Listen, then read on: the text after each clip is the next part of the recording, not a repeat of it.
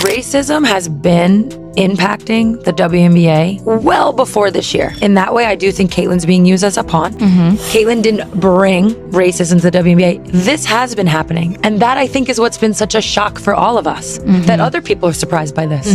We've been trying to tell you. I would have loved to have shut up and dribble. I would have been loved to have been spoken about just for my play. But nobody ever let us. When a living legend slams the brakes on the WNBA hype train, you pay attention. Sue Bird just dropped some unfiltered truth, and what she exposed isn't merely eyebrow-raising. It's the stuff of front-page headlines. Caitlin Clark isn't just an up-and-coming phenom. She's quickly becoming the league's go-to scapegoat. But who's really pulling the strings? Why now? And why does it seem like Sue's been holding onto these receipts all along, just waiting for the right moment to unleash them? Buckle up. This rabbit hole goes deep. Has been speaking out a bunch lately, bro. Which she always speak out, but it seems like she's speaking out a little more than usual, bro. So she spoke about the physicality of the league. Now we know the league is very physical, and to the sense, she spoke about the former players that's in the league actually wearing these bruises like, scars and war wounds type stuff. Now, let's talk about the elephant in the arena, or more accurately, the commissioner-sized wrecking ball who's supposed to be safeguarding the WNBA, but seems determined to bulldoze it instead. Whatever her job description was, she must have read it as Chief Chaos Officer, and not in the fun, shake things up way. More like the why on earth are you still employed kind of way. Real quick, what did you notice about Caitlin's work ethic? Yeah. Was there anything that stood out? Yeah, absolutely. I mean, she was in the gym constantly. Yeah. And it was the way she approached everything too was it was with a sort of excellence. It wasn't I'm just going to go through the motions and whatever. It was no, I'm here to kick your butt in every single drill, every single practice, and especially whenever our gray squad guys were playing against us, it was if you're across from me, you're my enemy, and I think that's just kind of how you have to approach things to get better. And she had that, next level mindset, and it really just raised us all up. At this point, it's starting to look less like a professional league and more like a reality show. Only instead of roses, we're tossing out technical fouls like confetti at a toddler's birthday party. It's almost impressive how one person can manage to alienate rookies, fans, and plain old common sense all in the span of a single season. She's speedrunning through public trust like she's on a mission to unlock some hidden level, where accountability simply ceases to exist. Is now calling out Caitlin Clark's teammates because she believes Caitlin Clark's teammates have to do something. I've said this myself. Something has to happen in order to free up Caitlin Clark to be able to get some open looks. She's great at making sure everybody else gets great shots. All right? And she's pretty good at creating her own shot. But it seems like, and part of this too is Stephanie White and one of her failures. The inability to get open shots for yours. Every time a new controversy flares up, surprise, she's either missing in action or, even worse, pops up with a statement so bland and cryptic it might as well be the fine print on an expired yogurt coupon. And let's not sugarcoat it. This is a full-blown culture of bullying. That's the atmosphere now. You either fall in line with the unwritten, constantly shifting company script, or brace yourself to be steamrolled by PR sound bites masquerading as league policy. How to put it in perspective, right? These girls have been grinding to grow the game of basketball in the WNBA. They've been grinding to grow the sport to the world, the viewerships. They've been grinding for all of this. And then you have this girl that comes along from college and is an instant change. She's handed pretty much being the face of the league. There's going to be girls that are offended by that. And there's going to be girls that think she's got to earn it and she doesn't deserve this early. She's handled it great. I think she's performed last year. She's performing again this year. I think she's the rightful. We're not teaching young girls to lead, inspire, or compete with class. We're teaching them to weaponize red tape, hide behind buzzwords, and deflect real criticism with all the poise of a popped whoopee cushion. And let's be honest, the refs aren't helping. These games look more like improv theater, with calls based on gut feelings. Traveling? Whatever. Elbows to the face. Play on. Breathe near a veteran with bad Wi-Fi vibes? Automatic foul. And somehow, it always seems to work against one person. The rookie with the biggest fan base in years. Coincidence? Sure. Just like my cat inventing Bitcoin. Fans didn't come here for a soap opera starring egos and petty politics. This isn't growth. It's gatekeeping. And the commissioner? She had a once-in-a-generation star drop into her lap, a golden goose. Instead of building something great, she set up a dodgeball court. Hoping that video I sent about Caitlin Clark getting fucked over yesterday too.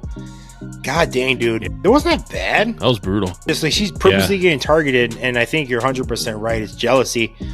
There's nothing else. No, nothing else it could be. It's nuts. It's nuts. It's so weird.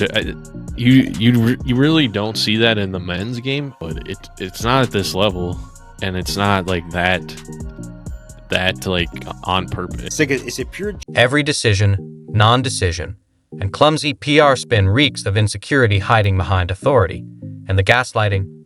Fans who point out the obvious are told they just don't understand the culture, as if watching players get hacked while refs shrug is some proud tradition. If this is culture, it's the kind that grows in old lunch boxes, moldy and toxic. Meanwhile, she absorbs elbows and blind screens like an NFL linebacker, and somehow that's just part of the game.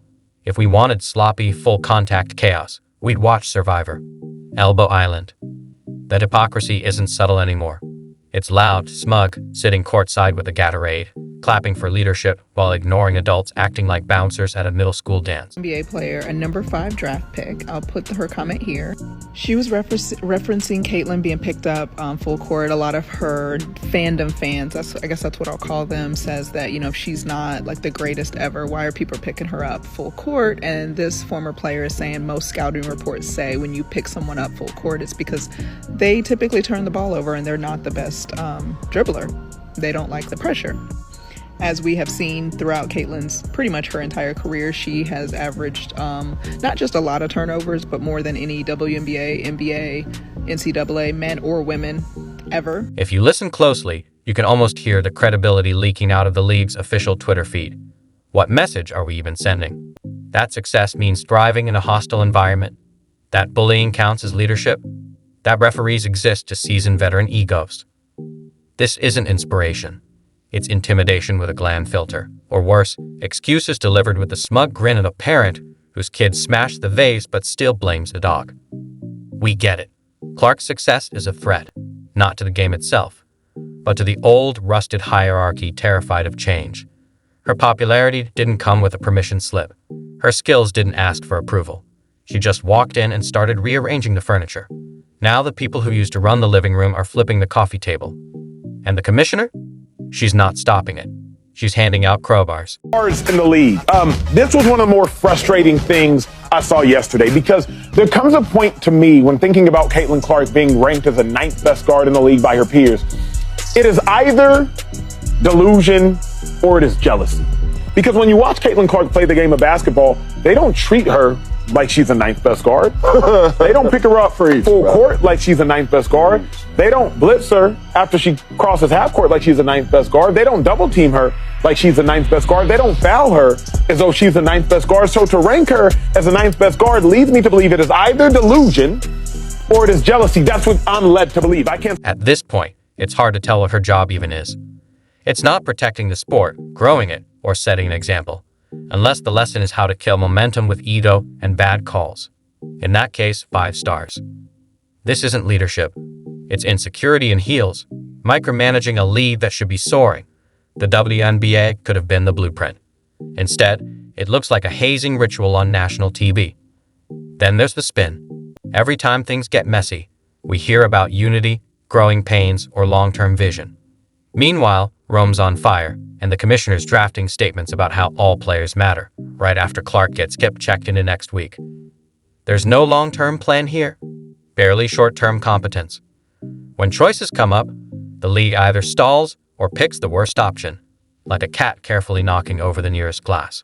Caitlin Clark is the hero, and everyone that flagrantly fouls her, speaks poorly of her, acts like she's not great is the villain, and then vice versa. How big of a part of the story is that when you look at the conflict surrounding Caitlin Clark? You would have thought that the arrival of this superstar in the WNBA would have been seen as what it is, which is the greatest thing to ever happen to the WNBA. So she arrives, and of course, my thought, a white woman from Iowa in a 74% black league. That's an issue. And I look at the way players like Diana Taurasi, Brianna Stewart, Cheryl Swoops with her flurry of falsehoods, Cheryl Reeve, the Olympic coach, Gina Auriemma, really. NBA needs to learn how to manage this, right? They need to learn how to not just manage this rivalry, because honestly, I think a lot of this is just some less talented bitches who are trying to do this as a way to offset their lesser skill. Caitlin Clark is a gifted player. All these ladies are good players. But it is really bad sportsmanship to be some jealous bees on the court like this. And I also think, I don't want to put race into it, but I think for some of them it is race. Like Brittany Griner, she's an embarrassment to Baylor University. She gets out there, she calls her oh, you blank and white girl, all that stuff. Please.